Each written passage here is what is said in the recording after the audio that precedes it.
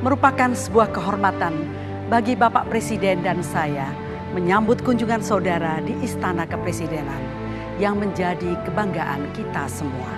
Dari tempat inilah Bapak Presiden menjalankan pemerintahan negara kita, mengemban tugas dan amanah dari seluruh rakyat Indonesia. Meskipun Istana Kepresidenan ini adalah pusat pemerintahan sekaligus kediaman Presiden, istana ini adalah milik rakyat, milik bangsa Indonesia. Mudah-mudahan dengan mengunjungi Istana Negara dan Istana Merdeka ini, saudara dapat lebih mengenal dan menghargai warisan sejarah bangsa kita. Selamat datang di Istana Kepresidenan. Selamat datang di rumah bangsa. Pemerintah Republik Indonesia memiliki 5 istana kepresidenan yang letaknya terpisah di beberapa daerah, yaitu Jakarta, Bogor, Cipanas, Yogyakarta, dan Tampak Siring, Bali. Dari kelima istana ini, Istana Kepresidenan yang berada di jantung ibu kota negara memiliki peran yang sangat penting. Disinilah pusat pemerintahan dikendalikan, di mana nasib rakyat, bangsa, dan negara ditentukan.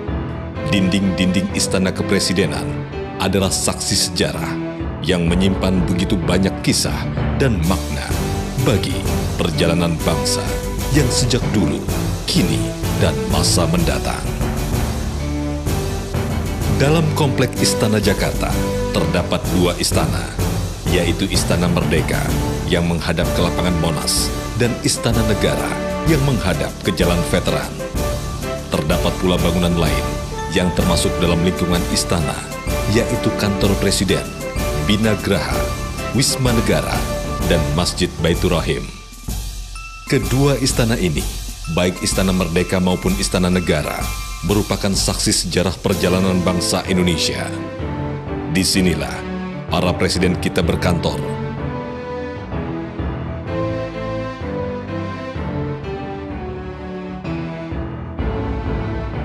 Beberapa presiden juga bertempat tinggal di istana, baik Istana Merdeka maupun Istana Negara, yaitu Presiden Soekarno, Abdurrahman Wahid, dan Susilo Bambang Yudhoyono yang sedang menjabat. Sedangkan Presiden Soeharto, B.J. Habibie, dan Ibu Megawati tidak bertempat tinggal di sana. Istana Kepresidenan ini memiliki sejarah yang sangat panjang. Istana Negara didirikan pada tahun 1796. Semula, bangunan ini adalah rumah pribadi milik orang Belanda yang bernama J.A. van Bram. Namun, tahun 1816, bangunan ini diambil alih oleh pemerintah Hindia Belanda untuk dijadikan tempat tinggal para gubernur jenderal dan juga pusat kegiatan pemerintahan. Banyak peristiwa bersejarah yang terjadi di gedung ini yang menyangkut nasib rakyat dan bangsa Indonesia.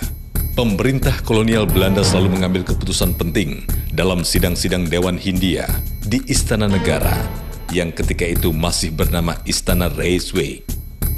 Karena semakin meningkatnya aktivitas pemerintahan Hindia Belanda, maka didirikanlah Istana Merdeka pada tahun 1873 semasa pemerintahan Gubernur Jenderal Loudon dan selesai pada tahun 1879 semasa pemerintahan Gubernur Jenderal John William van Landsberg.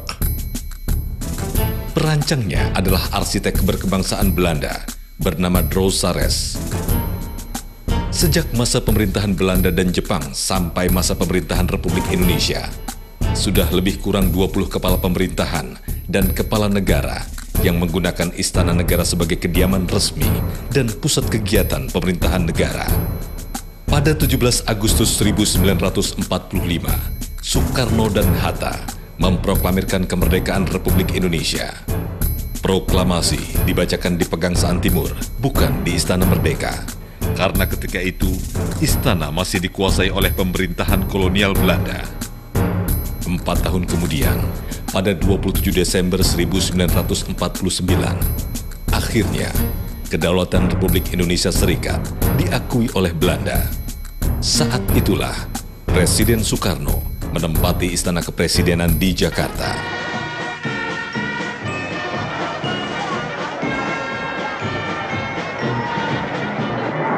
Saudara-saudara sekalian, alhamdulillah Alhamdulillah saya ucapkan di hari Allah Subhanahu wa Ta'ala. Ini hari aku telah menginjak lagi bumi Jakarta. Sudah hampir 4 tahun lamanya saya tidak berkuasa.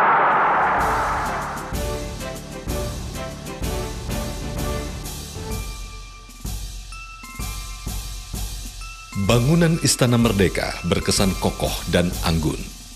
Untuk mencapai serambi depan, harus mencapai anak tangga yang berjumlah 16 buah, dengan panjang masing-masing 21 meter. Pada bagian depan serambi, terdapat 6 buah pilar besar yang tinggi bergaya Doria, yang diilhami oleh gaya arsitektur Yunani kuno. Di serambi inilah, Presiden menyambut tamu-tamu negara yang datang, yang sebelumnya diterima dengan upacara kenegaraan di halaman depan. Hampir semua kepala negara di dunia pernah menjadi tamu resmi pemerintah Indonesia.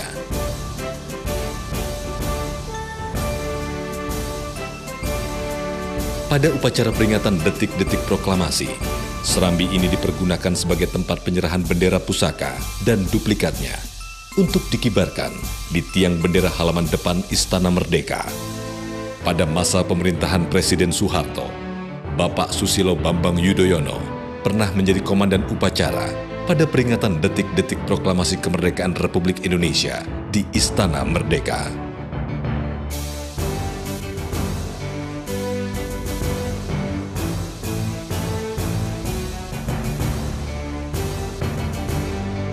Ruangan yang berada di bagian paling depan adalah ruangan kredensial, yang biasa digunakan untuk menerima tamu negara yang melakukan jumpa pers. Di ruang ini pula lah, Presiden menerima surat-surat kepercayaan yang disampaikan oleh Duta Besar Negara Sahabat yang akan bertugas di Indonesia. Sejak masa Presiden Soekarno, fungsi ruangan ini tidak berubah. Ruang kredensial Istana Merdeka ini pun pernah menjadi saksi bergulirnya reformasi, di mana Presiden Soeharto menyatakan pengunduran dirinya sebagai Presiden Republik Indonesia. Saya memutuskan untuk menyatakan berhenti dari jabatan saya sebagai Presiden Republik Indonesia terhitung sejak saya bacakan pernyataan ini pada hari ini. Saya bersumpah akan memenuhi kewajiban Presiden Republik Indonesia. Demikian, Istana Merdeka senantiasa menjadi tempat bagi rakyat untuk mencurahkan aspirasinya.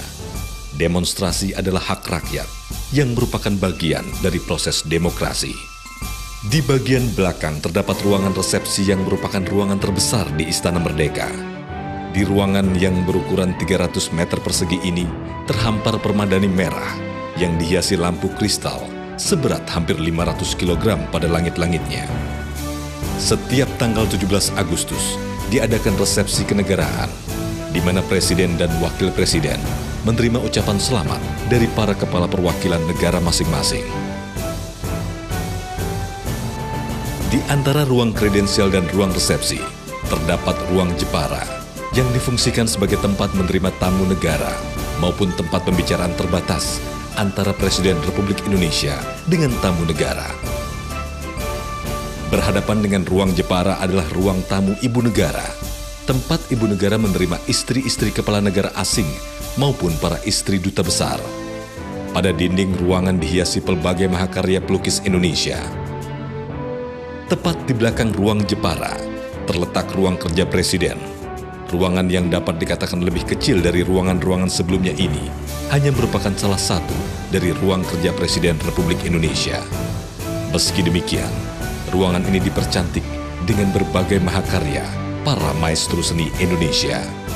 Salah satu ruangan yang sangat penting di Istana Merdeka adalah ruang penyimpanan sang bendera pusaka merah putih. Di tempat ini pula lah duplikat bendera pusaka dan naskah asli teks proklamasi diabadikan sebagai saksi sejarah perjalanan bangsa. Kini, sang bendera pusaka yang dijahit langsung oleh Ibunda Bangsa, Ibu Fatmawati Soekarno, tidak lagi turut mendampingi pengibaran duplikat bendera merah putih pada setiap peringatan kemerdekaan 17 Agustus dikarenakan kondisinya yang sudah rapuh dimakan usia. Di Istana Negara terdapat pula ruang jamuan dan ruang upacara yang ditata dengan gaya neoklasik. Di ruang upacara ini pula difungsikan untuk berbagai upacara resmi seperti pelantikan para menteri, duta besar, kepala staf angkatan atau Polri, pembukaan konferensi, rapat kerja departemen, hingga acara ramah tamah presiden dan para veteran perintis kemerdekaan dalam rangka peringatan proklamasi kemerdekaan Republik Indonesia.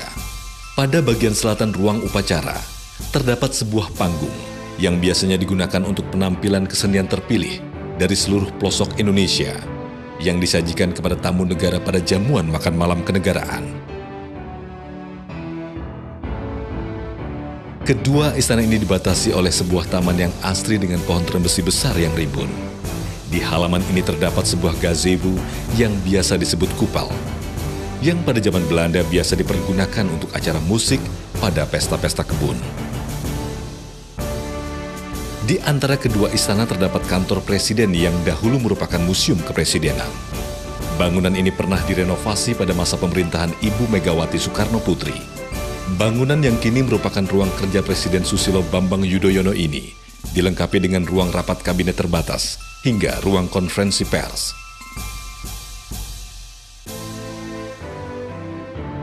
Pada era pemerintahan Soeharto, kantor presiden terdapat di Bina Graha selama 32 tahun. Kini bangunan tersebut masih berdiri dan difungsikan bagi staf kepresidenan. Sementara pada pemerintahan Soekarno, Megawati Soekarno Putri, dan Abdurrahman Wahid, kantor presiden terletak di dalam istana. Wisma Negara dahulu adalah tempat menginap tamu-tamu negara.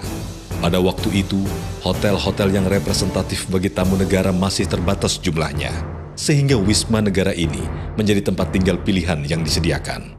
Kini, Wisma Negara dipergunakan untuk berbagai kegiatan kepresidenan.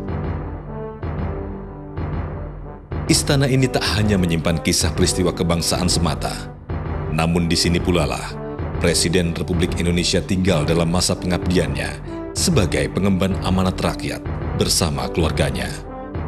Di balik dinding istana yang kokoh, tersimpan sebuah dedikasi untuk senantiasa memberikan yang terbaik bagi kelangsungan bangsa dan negara di atas segala-galanya. Lembaga kepresidenan dan istana kepresidenan adalah simbol kepemimpinan negara dan warisan sejarah bangsa.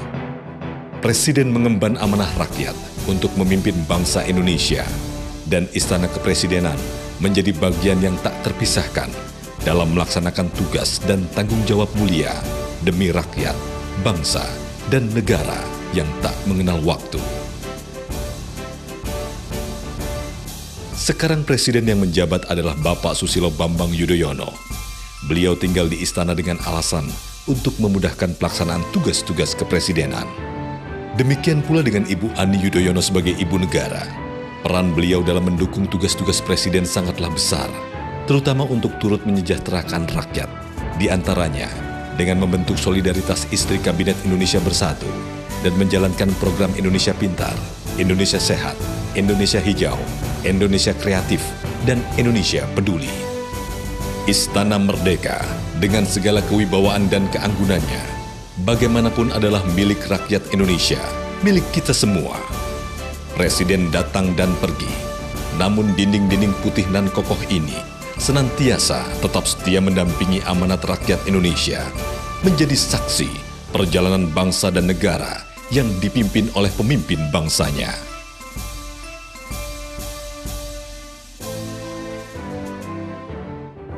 Selamat datang di Istana Kepresidenan.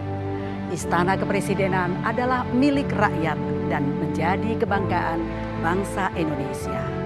Mari kita lestarikan warisan sejarah bangsa, rumah bagi hati seluruh rakyat Indonesia.